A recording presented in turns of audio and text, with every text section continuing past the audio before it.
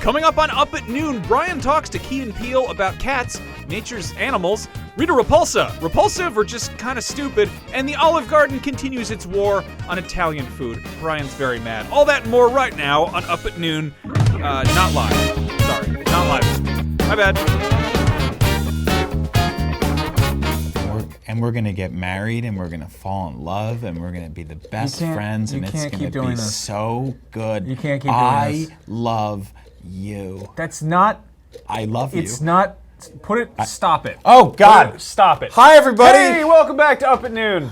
Live. We're not live this week. We are not live. I'm currently on an airplane, a flying metal tube of terror in the sky, going to PAX East. So if you see me there this weekend, say hello. That's in Boston. That's a video game convention event thing.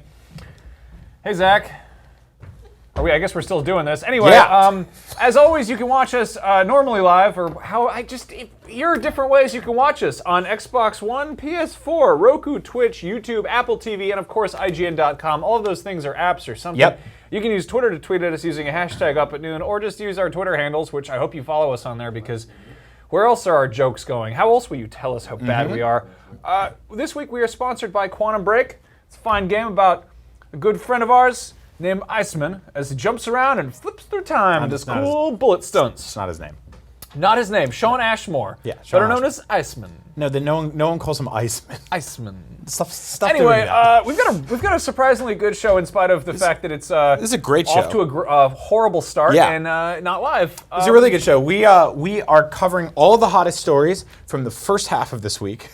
Yes. Based on all the latest breaking news of stuff that happened before today. That's true. Everything before right now, and depending on when you watch this show later on. Yes. So we did good things. The biggest piece of news this week that we paid attention to is that the fine folks known as Key and Peele showed up in our office. Yeah. You might know them from the show Key and Peele, or from their upcoming movie Keanu, and you interviewed them. I got to interview them, which is really awesome. They're like two of my comedy heroes, so they're really good dudes. They were originally on a show called Kevin and Peele.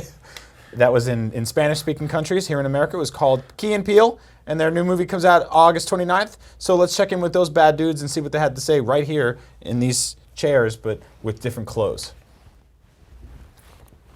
What's up, party people? I'm Brian Altano. I'm joined today by the immensely talented Key and Peele. Thank you. Hey, Thanks. how are you? I was like, I got ramped up, and then we got very low key. It's like, No, well, you know. Key and Peele in the house! What's up, what's up, what's up, what's up, what's up, what's up, what's up, what's up, Meatball. Okay, there it is. Just random nouns, you know what I mean? Thank you guys so much for coming. You wrapped the final season of your TV show last year. Yes. Which I think immediately made you unemployed. And then you started a movie. We were homeless for a couple of weeks. We were living in a box together, but it was one of the big. What we did is we cut down the middle of two LG washer dryer boxes to make it like a duplex. And I thought you were going to say LGTV because those are very No. That's that. We Neither of couldn't us was afford skinny that. enough for We that don't have box. that. We can't afford that box. But what we did is we launched our just a street version of our show and worked for a couple of months and worked our way back to the point where we could afford a computer and Keanu was born. All you really need is a hat or a guitar case, and then you can pretty much set up anywhere. Right. And the money starts rolling in. Our show, when we busk, is the setup. Right. It's just setting up the case, opening it, closing it. You said busk, right? Like a Yeah, busker. a lot of people don't busker. know that word. That's like a guy that comes up to your car with like just the filthiest squeegee. And just starts putting and dirty you're water. like, please don't make the windshield worse. That's It's old you're time. making the windshield worse. Old He timey gets it work. filthy and then he offers to clean And then he it. offers to clean it. That's really messed up. So we were doing that for a little bit. Yep. And we got some good bits. And then when we started doing the show on the street, you can't. It's surprising how easily you can get extras. Yeah, they're everywhere. They're willing to do it for free. And you can get away with anything. There's no censorship. Really. No, absolutely No, not. No, free. You just can, art. You can't jaywalk. You can't do stuff like that. That's No bits, no man on the street bits where you actually harass somebody. I didn't understand. He had to explain to me the finer points of man on the street bits because I was doing man in the street bits. And he's there. like, well, Keegan, no, you can't do it in the street. It's not on the street. It's That's gotta be how on the he caused a sidewalk lot or of the accidents. berm. That's how you get hit by He caused cars. a lot of What is the accidents. berm? The berm. What is with me and weird, obscure B words? Busking and berms. Well, busking I got. And you're walking down the sidewalk, right? Yeah. You're on your house. Kid, get off my lawn, right? You're in your house. There's your lawn. You're at the house. Uh-huh. Porch. Yeah. Lawn. Sidewalk. Berm. Wait. The little itty bitty part of grass. Jordan doesn't know about this because he grew up in New York City in Manhattan. Okay, no, I grew up in the suburbs It's a also. suburban thing. It's this thing. Look. Yeah, These cats are all. the berm. They're in the house, right? So- then this is the lawn. Yeah. Here's the sidewalk. Here's the berm. You know what's one of the There's the berm. saddest things in the world is watching a dad mow the berm. The berm's the worst. It's like Yeah. it's this thing like this, and he's just like Right. And if the and worst he's done. is you get to the edge of the berm, sometimes really the small. little lawnmower goes like this. On the curb. It's a You can do it with small island. scissors. You could just do it with Anyway. scissors. Let's talk more about lawn care. You guys made a movie. What the hell? You made a movie. It's called Keanu, and it's about you have a pet cat, and it gets stolen. Yes. And then you get mixed up with some very savory characters, such as Method Man and Will Forte. Yep. And Jason Mitchell from Straight Outta Compton. wow. Jason Mitchell's Wow. in that. Doink, so is Neil So Long. we got you up in there. Boys in the Hood. Yes, and it is. We're very happy with it. It's it's crazy. It's a crazy premise, but we tried to ground it. We tried to make it as real as possible. And if you're a Key and Peele fan, you'll definitely like this movie. If you don't know who we are, I think you will still like this movie because there's a kitten. There's a beautiful With kitten, a the do-rag cutest kitten. on. I mean, you see him right there. I mean, who doesn't want? Don't you want to see what antics this little guy gets up Now, into? is he real or was he CG? Everything real. Everything real. 7 kittens. Really, there was no CG. No, CG. No CG. Everything you see a cat doing is practical. There are no computer generated cats. We couldn't afford CG. No. Yeah. That would have been a 15-minute movie. That's a lot of money to make a CG kitten. So it was sort of like how Full House had 2 Olsons playing one girl. You guys had 7 cats. 7 kittens. Yeah, and playing each one. kitten had its own expertise. So we had kittens that would run from point A to point B. Right. We had kittens that would just sit in your arm and snuggle. Right. We had kittens That's that the would. easiest job. There was one kitten I feel that was really good at doing this thing. So like Jordan would put his finger up and the kitten would go. And the kitten go. It's kind of a little ET moment. Yep. And then you hear like audible, oh, Yeah. in the movie Let me theater. ask you something personal. Did you pay them? Pay the cats? Yeah. Well, okay, There's some loopholes. So here's the thing. Yeah. There's not a union per se. for cats. cactors. Cat. Was that cactors? There's no cactor union. Okay. For It's a thing. It's a thing. cactors. But they're working on it, and more power to them when they get their meow together. Yep. Am I supposed to do my? No, own? you can say- you you don't can do say your the own word. beeps. We'll You can actually swear. get the meows He over. said we could swear. So when the cats get their together. When the I cats see. finally I see get what their you poop did in a there. group, then we'll. Yeah. So another one. Which they typically do anyway because of litter boxes. But So were there a lot of those on set? hell no. No? Oh, this set no. stunk.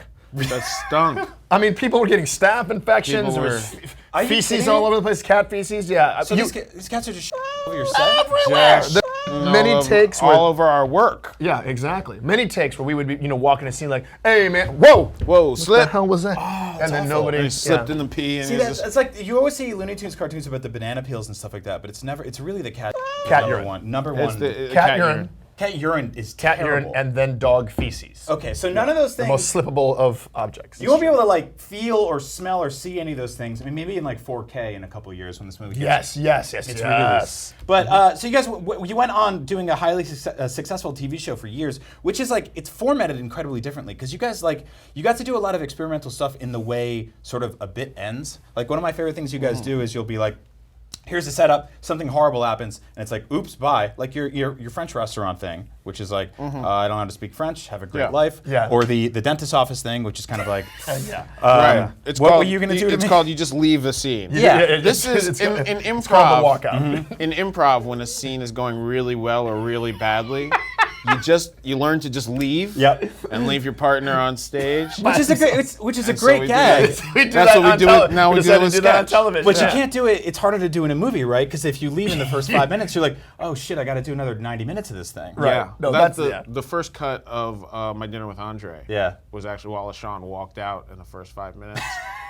And who was it? Louis Malle. Louis Malle. Yeah. Was in there for like another 90. Just by It was like, hanging. hello? Excruciating. hanging. Excruciating Coming back? cut. Yeah. Yep. But That was they actually- workshopped it though. Same thing happened in Force Awakens. Force Awakens. Yeah, Oh, Star right, Wars. Yeah. Finn was like, I'm done. And he's like, I have nothing to do with any of this. Right. This deal does with not this. concern me. Yeah, I don't even. I'm free. No one knows who I am anymore. Like I got out of this. So you when you're writing something of this magnitude, like it's not exactly like connecting a bunch of sketches, right? Or is it? It's not that It's at all. completely different. Yeah, because you have to have a thread. There has to be a central plot line that everything else has to feed into. And what happens in movies is you keep on making promises. That's what happens. Is you make promises in movies, and then you have to fulfill those promises on the back end. You got to go to A to it's not the longest movie in the world, but you got to go to A to Z. So it's going. Oh, did we fulfill that? Did we fulfill that? Did we fulfill that? It's all those things have to come together. But I think some people go, oh, well, we'll just strict kind of a storyline together and then put the funniest bits in. Right. It doesn't work. It feels abrupt. It's not a film at that point. Right? No. Then it's just it's just a collection of scenes that you're kind of loosely stringing together with some weird It's story. like Amazon Women on the Moon. Yeah, right. Yeah. Or movie 43 or 46 or 41. Oh yeah, what was that? That was movie 43. with it had like 700 celebrities in it. Oh my God! Yeah, it was ridiculous. It was like yeah. Love Actually, but not funny. But Well, Sorry to all those rich famous people in that film. Yeah, I'm sure they're really. No, they don't. You guys are really hurting. They over are there. steaming right now. And then they did Valentine's Day. That was my greatest work, you son of a. You son of a meow. You guys got to work with Method Man, which is awesome. Like, as a big Wu-Tang fan, a big fan of The Wire. Man, I'm jealous of that. This was it, man. This was one of those moments where you're just like, I'm done. I got to hang out with METHOD Man. Does he legally require you to spell it out in front of him? Every single time. It's crazy. Every single time. Yeah. It's in his rider. Hey, you get off my... Yeah. That must have taken up at least a day of shooting. Really? Just saying his the name and time having to spell it spent out on the every different single letters. time. And then if he got catty, pardon the pun, sometimes you have to spell MAN too. Crazy. Come on. Unbelievable. What And a then if he's- diva. yeah. A demanding man, but the work Yeah. is impeccable. Since the audition, down like to. came into the audition ready to go, told us we had to put our scripts down if we were going to go for this thing. What do you think? This is true. This year's best supporting actor or what? Well, Besides the 7 cats. For METHOD METHOD Man, You don't have to do I think maybe He's not here? He's not here. You never know. You don't want to like- get your meow meow. Duh. How come it doesn't work for me when I you do it? thing? Yeah. It's weird because if you say the meows, then we have to put the word over it. Yeah. It works. It's reverse censorship. I like that.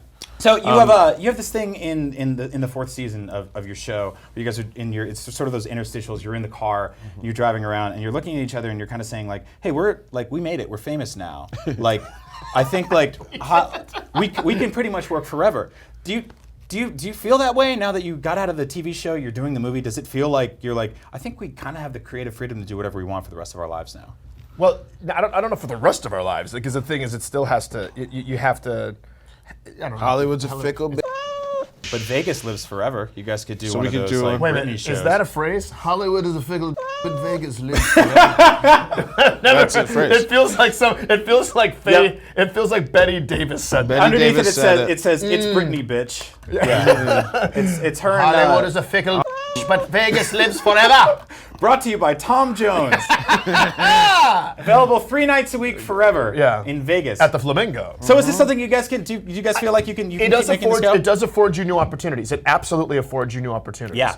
And it gives you and people are more willing to take to bank on it, bank on a chance. You know what I Well, mean? the thing is, everybody in Hollywood has a teenage son who is a fan of our show. That's another weird motivational poster. It's the best motivation Yeah. ever. Yeah. It's like my son would just think I was the coolest guy. If I got a picture with you guys, never seen the show. It's like, You know, it's but no, We get some it's of that. helpful. We never knew that was going to happen. That certainly wasn't anything Yeah. we strategically planned. Kevin and Paul, I love you guys. that's- like something yeah. like that. Yeah. Well, anyway, Keanu is in theaters April 29th. It features these two guys, Method Man, Will Forte, 7 cats playing 1 cat, and a lot of poop hidden underneath every scene. Can you find it? Maybe you can. Head on to the theater on April 29th and look for all the hidden turds. I'm Brian. Thanks for watching. But the movie's not a turd. But the movie's not- really the movie's good. not a turd. Movie's not a turd. There's turds in the movie, but the pristine. movie's a piece of gold. Method Man, Best Supporting Actor 2017. Amen. Yeah. Call it. So that was awesome. That was like seriously one of the most fun things I've ever done. I can't believe the stuff we got away with saying in here. So it was a good time. Hey, Hey, it's Jared Petty. Wow, it's Jared's here. I have materialized Jared between Petty the two is of you. here. Yep. How you doing? I'm glad to be here. I'm glad you are here. So Jared's here. We're all huge Star Wars fans here, as you can tell by our desks and our shirts and our attire brain and all the damage. other stuff. Our brain damage is a very big one. Jared's one of the biggest Star Wars fans I know. You came up with a weird little thorn in the side of all the excitement for Rogue One. Yeah, I'm really thrilled for Rogue One, but I am a little terrified that something absolutely awful could happen. Yeah, this is curious because Rogue One does look like it's very much aimed at the hardcore Star Wars fans, Yeah. kind of the older, more the gritty ones, the ones who want the dark side of things. But there's a little thing left over, maybe. Why don't you tell us about it? I had a very serious take on this. So, Rogue One bridges the gap between Revenge of the Sith and A New Hope, which opens the door for a few really weird things. Like, for instance, What is to become of Jar Jar Binks here? I'm not saying he'll be in the movie, but Jar Jar Binks is still pretty spry in the prequel trilogy. Rogue One takes place just 20 years after Revenge of the Sith, so it's likely he's still around. Oh, muy, I love you. And that means that when Jyn Erso and her crew are stirring up trouble, stealing the Death Star plans, Jar Jar is probably still out there somewhere. My turn, revenge. Maybe even still serving in the Galactic Senate. It wasn't dissolved till after the beginning of A New Hope. So, should I be afraid? Well, after Stinky the Hutt, Jar Jar is easily Star Wars' most bizarre canonical character. A giant, scaly rabbit monster thing, and a colossally clumsy effort to create a relatable clown that could lighten the dark political tones of the prequel trilogy. How woo. And as awful as he is, Lucas somehow decided that he should be at the heart of that story. Gun General, Uh-oh, big boomer. warrior, My give up. My give up. Republic senator, philosopher, Oh, Maxie Big the Force. savior of Jedi, boy next door, friend of the rich and powerful. Jar Jar's there for every important moment in The Phantom Menace. And in the end, it's Jar Jar that makes the proposal that tears the galaxy apart. That the Senate give immediately emergency powers to the Supreme Chancellor. Jar Jar Binks destroyed democracy for the entire universe.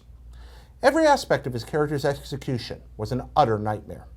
The jokes fell flat, the slapstick didn't amuse.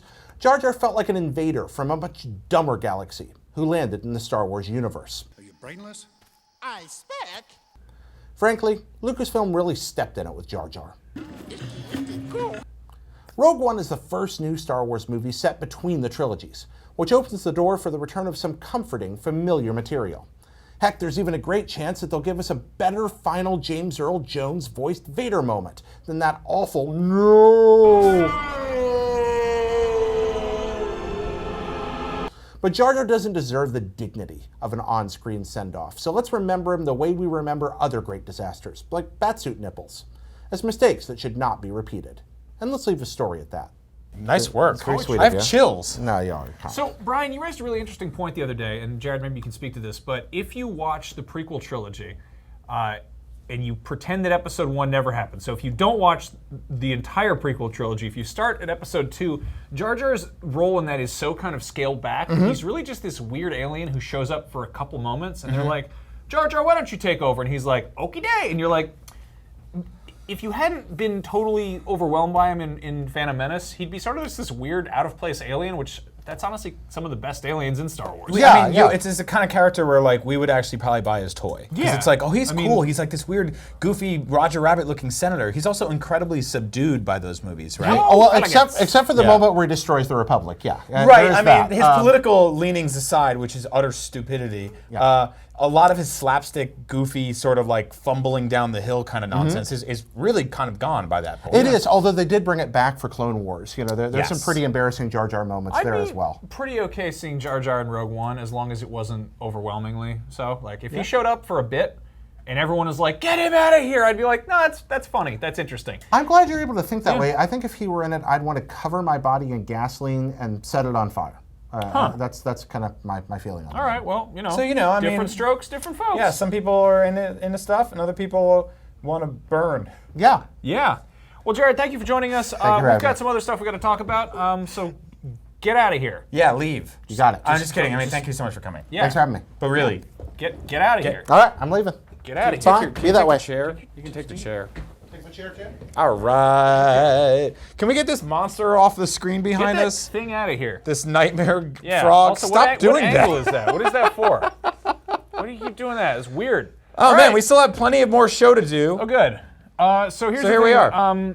A lot of people have complained about how VR gives them nausea. Mm-hmm. Well, here's the new thing it can also give you, which is a migraine. The fine folks at Excedrin, that's an American headache medicine company, have decided that a cool way to tap into the cultural zeitgeist that is VR is to create a device that simulates migraines using VR. So, let's say I suffered from migraines really badly, and you are like a loved one, like a friend or a lover or something, and I wanted to share the discomfort of having migraines. I could give you this expensive hat, and then you could suffer. So it's sort of like that kind of like walk a mile in my shoes thing. yeah, but it's wear a thing on my head that gives you a headache. So this is really fascinating to me because I feel like anybody who's ever had a headache, which is everybody, would probably understand to some degree what a migraine is like, right? Because Do you ever get migraines? well, I've had headaches that have like been tremendous and have lasted a long time, but it's sort of different in the way a migraine functions, right? But I do get the idea of it. Yeah, I mean, for the little demo they show off with, it's kind of hard to show, VR footage, especially if it's a migraine simulator. But apparently, it basically makes it look like when Witcher or Geralt goes into like Witcher vision. Yeah, He's just like everything's sort of black and white and pulsating. You're like, oh, what's going on here? Yeah. But I don't know. I think this is interesting that we are going to be seeing more and more not cool VR stuff, like stuff that's more like either promotional or marketing heavy or scientifically based. Yeah, we did it. We ran a story on IGN a few days ago. Actually, it was basically you could watch a real surgery happen live in VR, and it was on a satellite delay because something might go horribly awry, and nobody wants to see that, so they could pull it out at any given moment. But you can use your VR helmet for that, and just to get in there and just watch somebody do a surgery. And I think that there's like something kind of interesting and fascinating about that removed from the variables that could lead to the success or failure of VR in the video game space. This is going to be a thing that's here to stay no matter what. I think like if the medical community latches onto it, I think even like there's that sort of like ecotourism stuff where you can kind of visit places without actually going anywhere. I was in a Tom's shoe store in Portland, which is one of the most Portland things you can do, because they're these companies that make these handmade shoes. And you buy a pair, they send another pair to a different company, or no, not a different company, to a third world country. And they had a VR helmet in the corner of the room, and you could pick it up and put it on and like see these kids in a third world country trying on Tom's shoes. And I'm like, well, this is like, there's something kind of like weird and self-indulgent about this. It's sort of up its own butt. But at the same time, like if that's your only exposure to something like that, and it gives you some sort of eye-opening to a scenario outside of your own, then maybe there's something cool there. Like, if you're gonna spend $400, $500, even $600, $700, $800 on a VR helmet, you're gonna play a bunch of games with it. But when you're done with that, like maybe you're gonna want to do some other stuff. Like maybe there is some cooler stuff you can do outside of just playing video games, and maybe we should be thinking. Yeah, maybe you should learn how to do surgery or try on some shoes. What do you want to do with VR? Do you want to have a headache or do you want to try on shoes? Let us know. You could do that. You can tell us how you feel, and we like to know these sort of things. What about here's a weird one. What about we're both men here. What? What about if what if you and I had to put on a VR headset and experience what it's like for a woman for a couple days a month? I mean, I don't want to. Yeah. No. I don't think that sounds very fun. Well, I think it would give us a lot of sympathy for like when. Why not like a falcon? Okay. What about or like a cool anaconda? What about a falcon during that time? It could be a woman falcon. Okay. Let's move on. VR, you can be a woman falcon. Yeah. Speaking of woman falcon sounds like a character in the upcoming movie. It's Russia's Avengers, basically. Yeah, it's called Guardians. Yep. A trailer for this showed up. Do we have this to roll? Are we going to show this? Let's take a look at it, and we can talk a little bit about how just completely butt insane it is. You can bleep that. What? I'm going to say it. Butt. Okay. Anyway, so this showed up. What I'm baffled by is this has a ton of dislikes. Like, people really don't seem to like it, and I don't know. Wait, what? Why? Yeah, I don't know. Oh, side note on that. Somebody linked me to a 4K video that NASA put up today. This undershot of Earth, just gorgeous. And I put it on the maximum settings on my little laptop. I could hear my laptop just kind of like, and I looked at the video. I'm like, this is stunning. It had 18 dislikes. 18 people were like, it's CG, I bet. 18 dislikes. I don't like the Earth that much. So anyway, what does this video have dislikes? So Guardians, I have no idea if it's. I don't know the backstory. I don't know if it's based on some Russian comic that I'm unfamiliar with, and they totally botched the adaptation or something. But I think it looks cool. It has a rock dude. It has a guy who's got crazy sickles and he's cutting up cars and stuff. And he's got there's a bear man. So like this who looks like the dude cool. from Tekken, basically. Yeah, and he's like animal from here up, and then down here's a man. The rock guy, he kind of looks like the Thing from Fantastic Four. There's a weird sort of there's a couple sort of characters that sort of look like parody versions or like kind of alternate dimension versions of the comic book characters we're used to. I'm like kind of on the cusp of not like being there, but acknowledging the idea of possibly there being comic book fatigue or comic book movie fatigue. But I see something like this and I'm like, well, why can't other countries have fun? You know, like why can't other countries be like... I'll tell you why, because they don't have the dang freedom, that's for sure. It's America, that's the #1 place for it. Freedom, stripes, stars, and all those sorts of different things. But no, like I don't know what this movie's about, and I kind of want to see it because it looks just... Can I say it again? Okay, nope. It looks darn tootin' insane. But insane. Butt farting insane.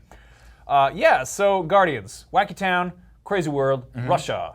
All right, moving on. Here's a cool thing that we got our dirty little paws on. It is Dead or Alive Extreme 3 Fortune, which is of course the PS4 edition. This is not available stateside. This is not something that was localized officially. Yeah. But it does have some English in it. And you this said is butt. the butt. Yes, I did. I can also say boob. Yep. I think. I will point out that this looks like one of those big demo boxes you see, or display boxes you see at GameStop. This is what it actually comes in when you buy this thing. Like this is a giant version of the PS4 box art. I really like this. I wish more collector's editions were like this because I feel like I've shrunk. I feel like a tiny mouse man who's like, I would like to play this video game. Well, it'd be funny if you had an entire shelf of these things. Sure, yeah, that'd look real weird. But let's open this up and take let's do a little inside. unboxing. If you're unfamiliar, this is a game about going to a wacky island full of ladies, and they do a lot of stuff on that island, such as volleyball and other different sports. Ooh, let's take a look. This comes with the game, which is, as you can see, is rated 18 plus because it has some Peggy 18. Peggy 18. Hold on, look what we got. No. We got Bazonga window. All right, so there's a Bazonga window there. I was going to get to that in a second. It also comes with some cards. One of the things the ladies in this popular game series do is they like to play fun card games. The cards have pictures of the ladies on them. Okay. This isn't actually ours. This is our Let's Play producer Ben's, so I don't want to open this up. Also, there could be stuff that we're not allowed to show you, so let's just put this over here, and it can hang out. Now let's check out the rest of what's in here, which is really, this is kind of the crown jewel of the DOA Extreme Fortune, whatever it's, collector's edition box set. This is one of those cool mouse pads that has boobies. Yeah, and it's got the stuff on the back that Dexter puts up in his house before he kills people. Okay, so like I don't know if you guys have ever seen this before, but like they make these. I don't know what the. Can we turn so you can actually see? Yeah, you can see it. It's there are slight things. So. It's a perverted mouse pad. Put that. No, it comes with a free VR helmet. That's a. Hi. So anyway, normally these things have like. Hold on, watch this. Stop doing.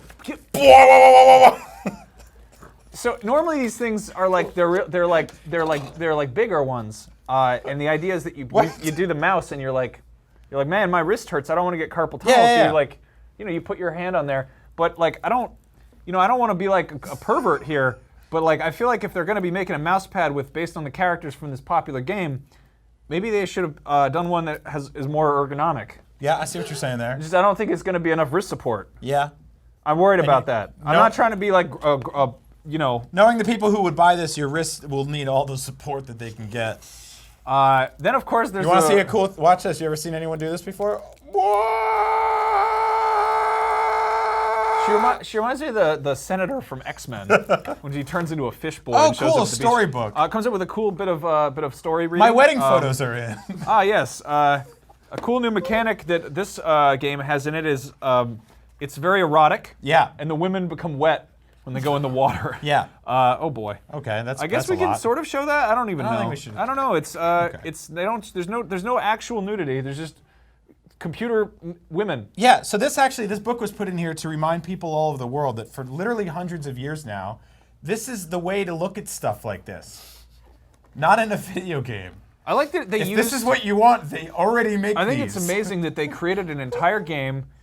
They created an engine to have realistic lady physics. Yep. And then they took that and they rendered these ladies realistically.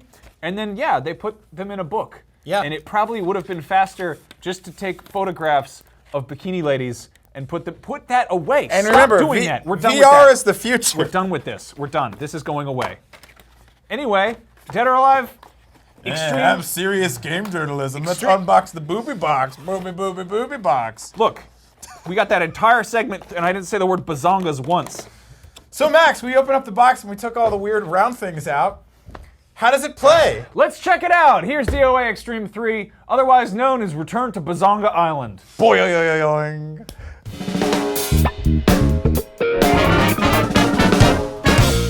Hi everybody, it's me, Brian, and that's Max. And guess what we're playing today? It's Dead or Alive Extreme 3 Furious. Fortune.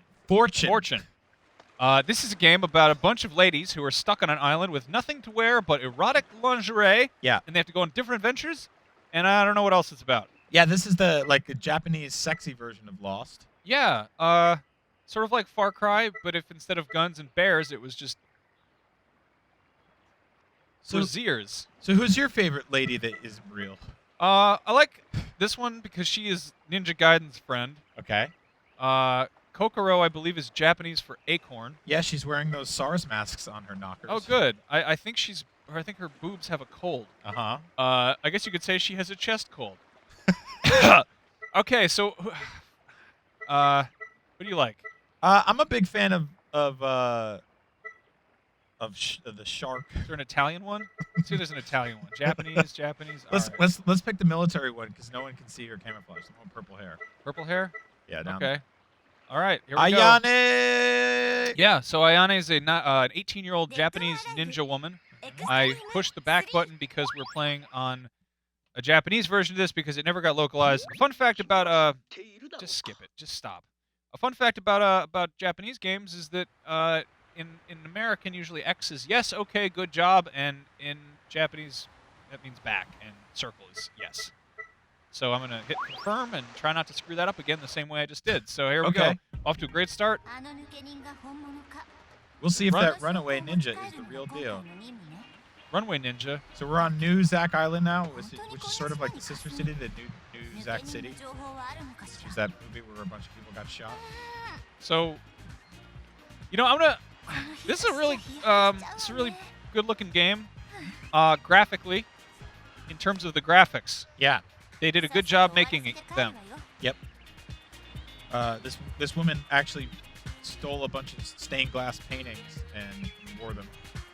Yes. So that's fun. So we just beat the first level, Yep. which was to look at, oh, someone's been touching her zooms. Yeah.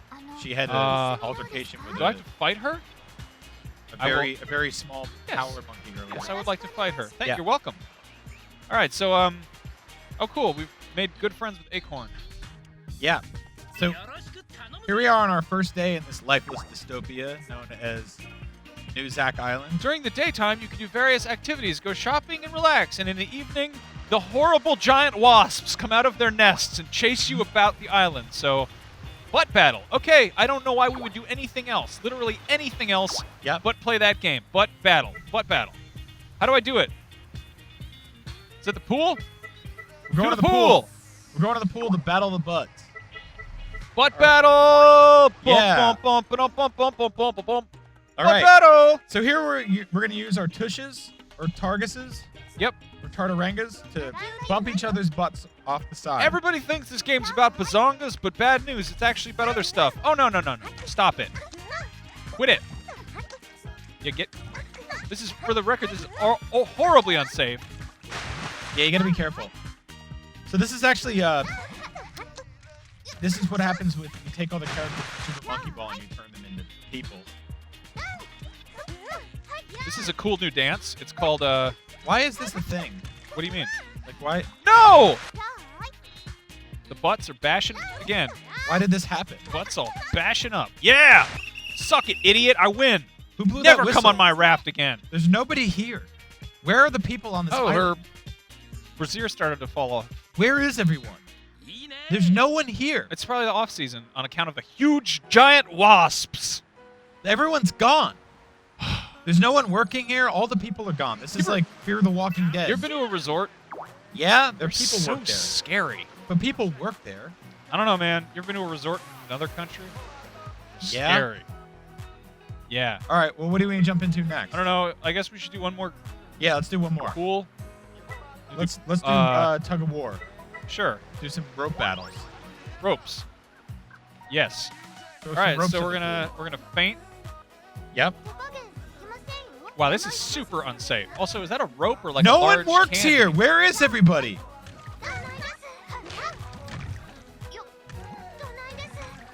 We're standing on these giant. Damn it! These giant weird. I didn't look at the capes. controls hard enough. Haha, idiot! Don't ever try that again. Is everyone okay? Seriously, there's no one working at that entire restaurant. It's probably like Jurassic Park. Where the dinosaurs ate everyone? Dude, see, I seriously think we should be worried. Like this, maybe there was some sort of virus In your outbreak. face, idiot! You're having a great time. I really think you need to be concerned. No! Everyone's gone. All the people are gone. I think it's probably like Jurassic Park, and there are a bunch of consultants they brought to this terrifying resort. All the people on the island are dead. Only the women are left. Who will help them? Zach is a monster. This man. I'm very concerned about everyone in this. Apparently, place. there's a girl mode.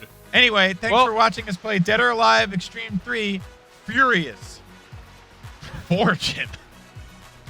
So, no one is alive on the island. Everyone's dead. If you know about the whereabouts of any of the people who died of diseases during this weird vacation, please let us know. I really do wish there was a mode in the game where you just had the ladies run from like big bees. Anyway, thanks for watching, and I'm sorry.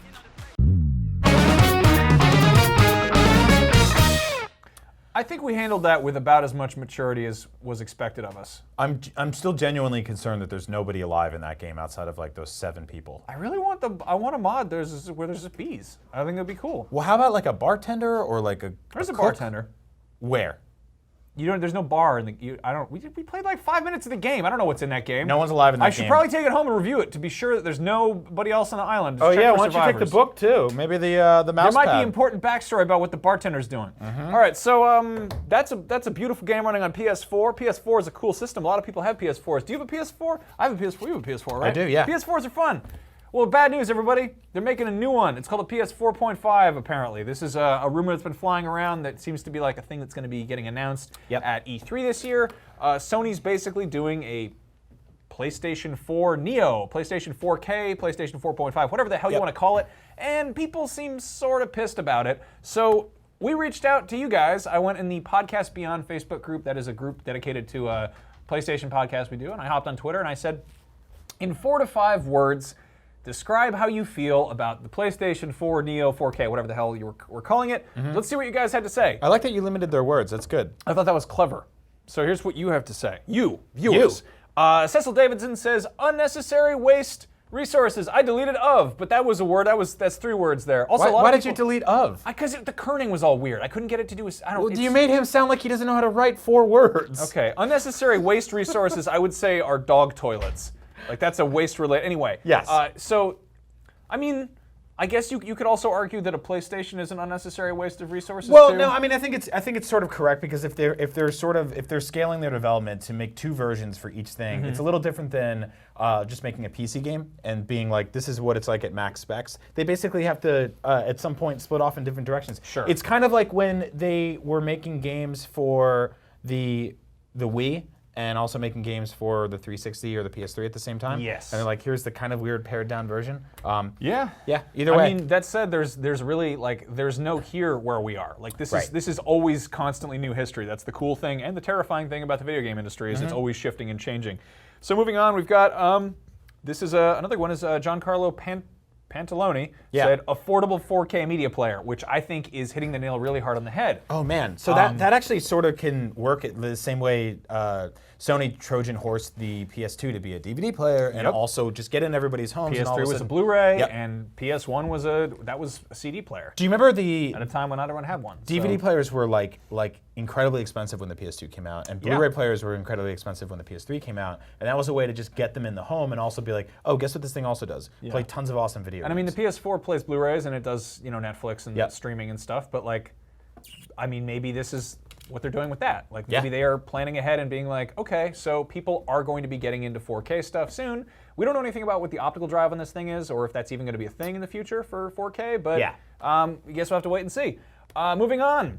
This one I like. Wade Ronsby says, the NX in disguise. How insane would that be if Sony came out and they were like, hey, after 20 years of being competitors, we've circled back and we've partnered with Nintendo. The PlayStation 4.5 is the Nintendo NX. Which would be incredibly cool because the original PlayStation was spawned out of a failed attempt at marriage between Nintendo and Sony, making the basically like sequel to the NES or the Super NES PlayStation or the N64. Everybody split off in different directions. So that'd be really awesome. We don't know much about the NX. We will in a few months, probably by E3. So I think that means we're going to get hardware announcements from them and also from Sony at the same time. So that would be very, very strange. Real weird.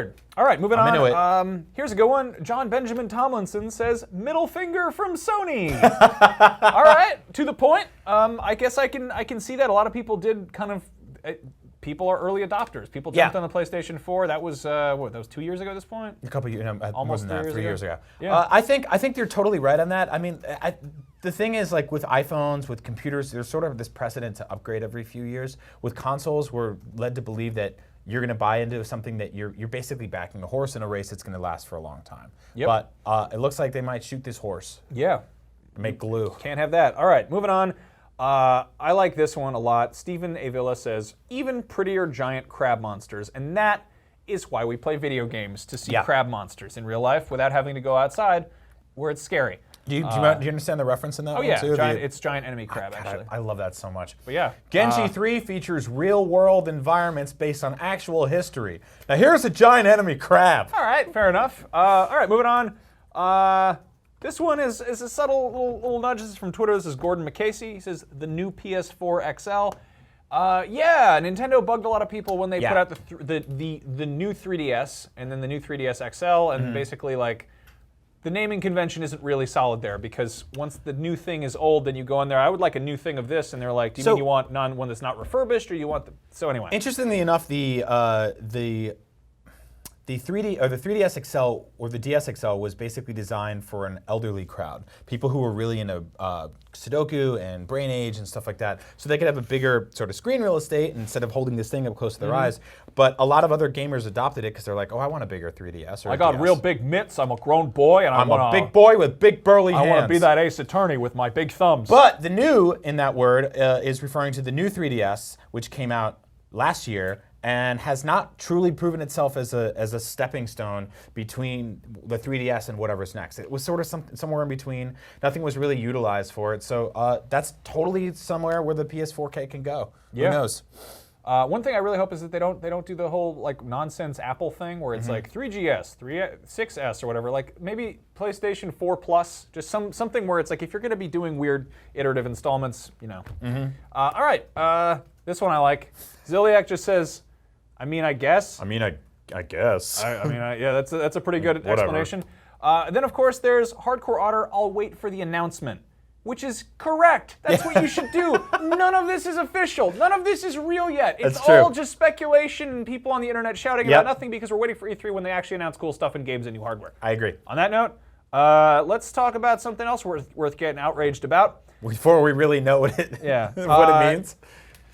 Yeah, let us know what you think about the PlayStation 4 0.5 in 4 to 5 words, whatever. Who cares? Moving on. Power Rangers movie. Yeah, they're making one. They're using some of the most. They're sure doing it. Some of the most serious source material in entertainment history.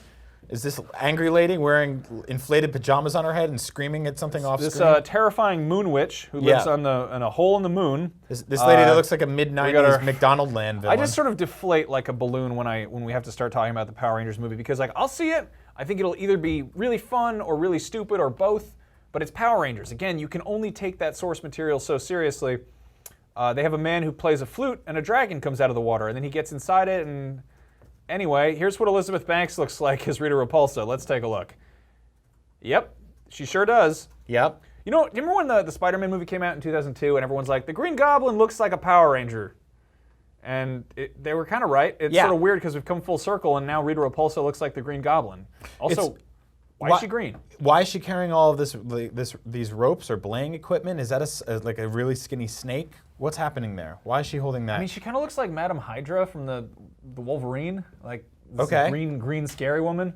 Yeah, I could see it. I'm not wild about like all the spikes and stuff like that. Then again, this movie's goofy. It's going to be goofy. There's something in lore where Rita Repulsa creates the Green Ranger, so this kind of alludes to that. It's hard for me to get upset about this in the same way where when I first saw the Ninja Turtle reboot, I was like, okay, so they have weird noses now and like lips and stuff like that, but it's fine. Yeah. Like it's based on old drawings of like these mutant monsters that live in the sewer and eat pizza. I guess the weirdest thing here is that like I mean, if there's some connection with the Green Ranger, that's awesome. But if they're just like, yeah, we decided to make her green for no discernible reason, like I kind of hate that. So are you upset that she's not purple? Because I think it would have looked just as cool. So if you didn't say this was Rita Repulsa, I would honestly think this was like Dota cosplay or something. Totally. Like this, it looks like an unexceptional kind of like, hey, here's a scary woman. She got claws.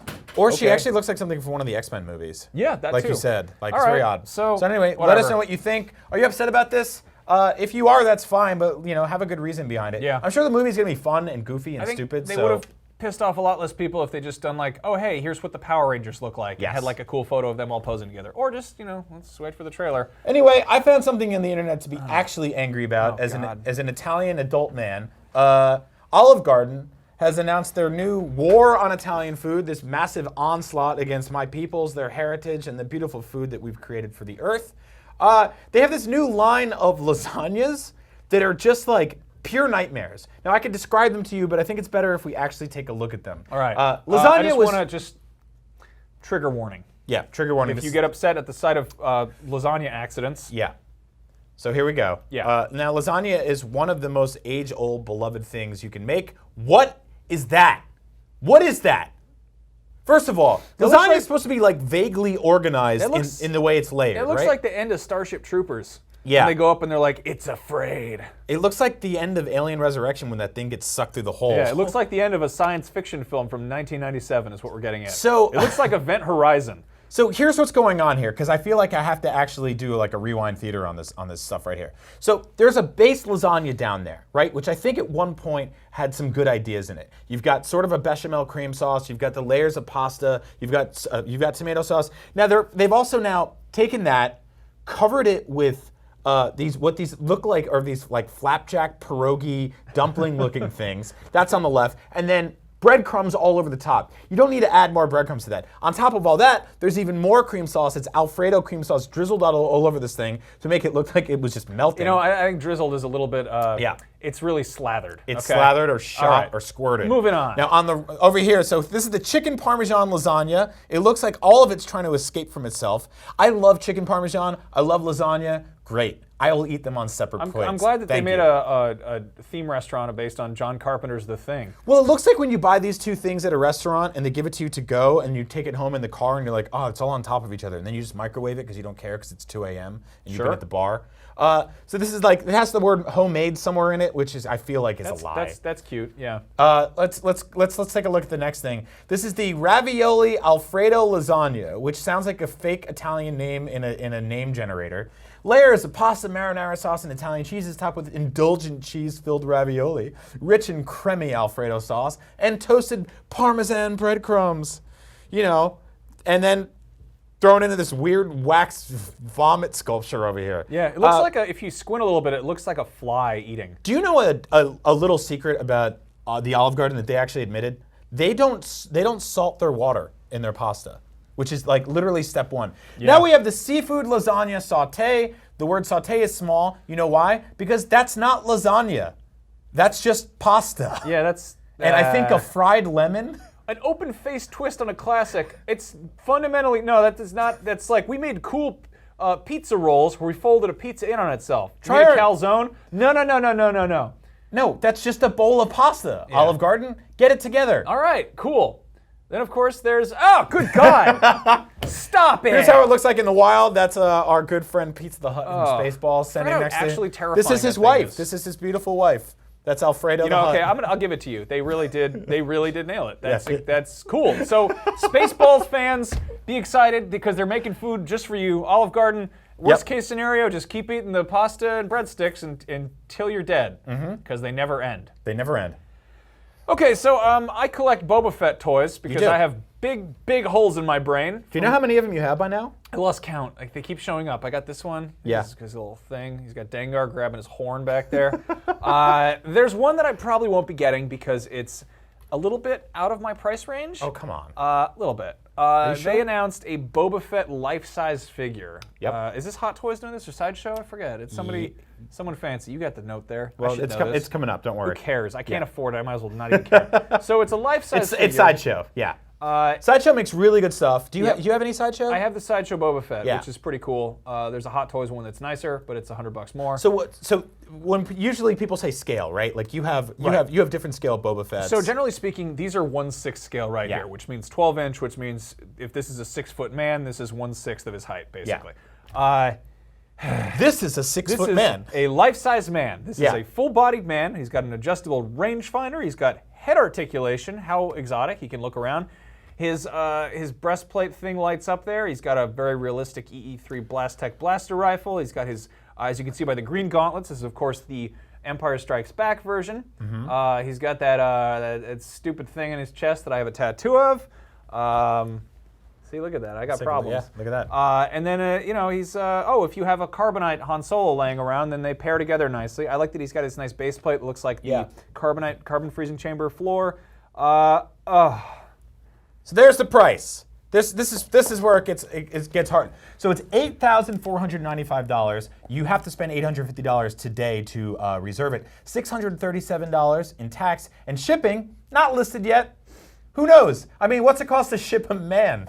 Yeah. You can also get on a payment plan, which is as little as $764 a month. So I know you're probably sitting there going, apartment, don't need it. Car, who needs one of those? Life-size Boba Fett, absolutely, sign me up. If you have $764.50, which is just a weird number, lying around, for that much money a month for what, from May to February, May 2016 to February 2017, you can rack up enough Skrilla over here to get this guy in your home. So yeah, I don't know. Let me ask you this: if you had this kind of money, would you?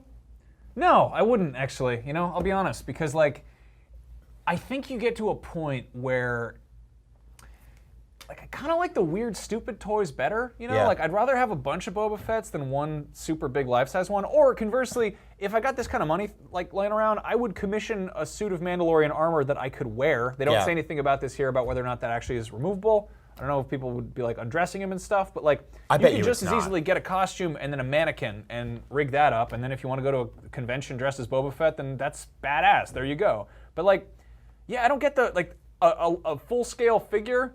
It just seems kind of unnecessary to me. I can get it with maybe a prop replica, but as a costume on a man, it's I'd rather have the costume. So, I mean, call me crazy.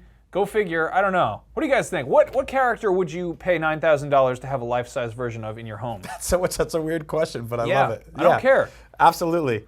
All right. Anyway, man, that's a really fascinating question. Actually, I'm trying to think about that. I don't think I have an answer to that.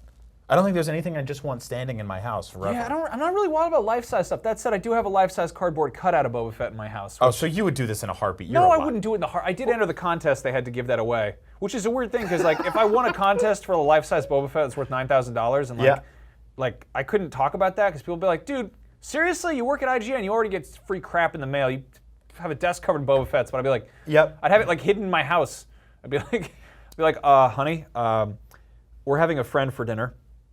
His name's Robert. His name is Boba Fett. Robert Fett. Yeah.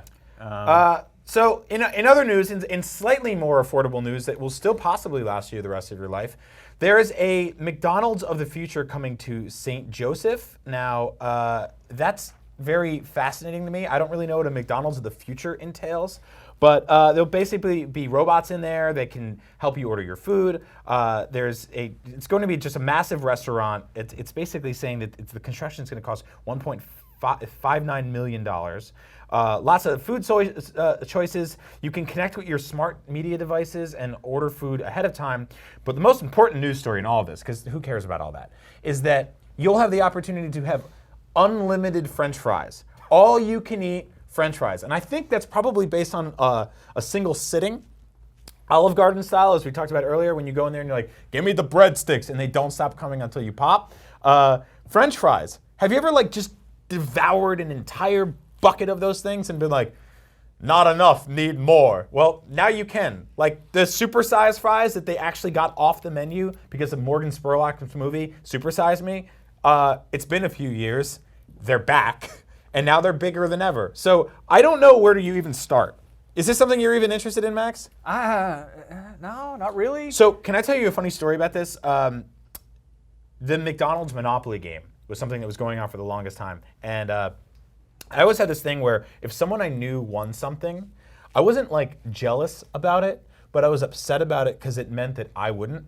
Just karmically, it was there's nobody in the, so for example, a kid in my school won, he won a Toys R Us shopping spree through Lunchables. Lunchables are those funny little boxes of that kid cured sucks. meats. Yeah. So he won this prize. that dude. And he was in my cafeteria when it happened, which I feel was a lot like in Charlie and the Chocolate Factory, where somebody gets a golden ticket. Sure. And no one else gets one. So you're thinking one golden ticket goes to that chocolate store. No one else in that store is going to get one, right? That's just the way it gets shipped out. So I was looking around and I'm like, well, I can eat Lunchables the rest of my life and I'll never get one of these things. So I never did. A couple years later, McDonald's had their Monopoly game, and a good friend of mine, I'm going to call you out because you're a good friend of mine, good friend Subban, won unlimited French fries for a year from the McDonald's Monopoly game. They gave him this card that you could bring in, and they would give you free fries every single day for a whole year. 3 weeks went by, and he came into school, and he was like, I can't do it anymore. I can't. This is killing me. He wasn't a skinny dude. You look good now, dude. But back then, Subban was the kind of guy I'm just throwing him under the bridge right now. We were in gym class once. He pulled a Eggo waffle out of his gym shorts and tore into it while we were running. That kind of dude. And it was frozen at the start of the day. And it was warm by the time he ate it. So he's the kind of guy that would have loved French fries for a year. But 3 weeks in, he was like, I'm bowing out. And he took the card and he gave it to another kid at my school, this guy named Matt. And that guy went on to have free French fries for a year. So it's sort of like The Ring. It sounds like I was going with Jumanji. Yeah. One person's there oh, this is a cool thing, and then it just kind of falls apart. Yeah, I don't know. So I think it's a good idea until you're actually in there. Like most fast food, right? Yeah. Where you're on your way there and you're like, okay, I like it. I just keep going back to the $1.59 million space-age McDonald's. It's why not, I don't know how much it costs to build a regular McDonald's. I guess it depends on location and everything, but I feel for that cost, you might as well just build a few of them. I don't know. It's weird. The other big story in all of this is that it's got this huge sort of burger building bar that's all based on an app and a machine. They said that the machines aren't replacing all the people in the world, which is what they always say at the beginning of robot apocalypses. Oh, you're so cute. They're actually hiring 85 people to work at this restaurant. Their quote is, today's customers seek a comfortable and inviting atmosphere, so we're committed to providing a modern look and feel to this restaurant. A modern look and feel to a place where you can gorge yourself to death on unlimited fries and make a burger taller than your dad. Yeah, inviting atmosphere is lifetime endless fries. That seems inviting in the way that the Hansel and Gretel witch is. The house is made of candy. Come on inside. I'm not going to eat you. Yeah, but what if the witch was a robot and she couldn't judge you? Well, then we'd have a sequel to Zack Snyder's seminal film Sucker Punch, and Let's workshop it. On that note, we're going to wrap things up. Thank you guys for joining us in this totally not live episode of Up at Noon. We recorded this on 4/20. Oh, I forgot to tell you, I got you a new wallet. Thanks, Brian. Great Keep job. all your cash and all your cards in there. I thought you were going to be like, I got you a card to describe our friendship. It's just, it's a blank canvas. Our friendship is a blank canvas. okay. Well, you can draw poops on it. Next up, we've got Jose Otero and Brendan Graber playing Star Fox Zero. That's Yep. coming up next. You can find us on Twitter. I'm Max Scoville. He's Agent Bizzle. And if you are at PAX East this weekend and you see me, come say hello. I'm very friendly. Very, very friendly. Very friendly. And if you're in northern New Jersey for some odd reason and you're at my parents' house, get out. Because that's where I'm going to be. All right. Don't be there. Party at Brian's parents' house. Oh, yeah. Hell yeah! Kegger, Rager, popping balloons. Kegger Rager is my favorite of the Skylanders. He's a really good Mortal Kombat character, too. Good night!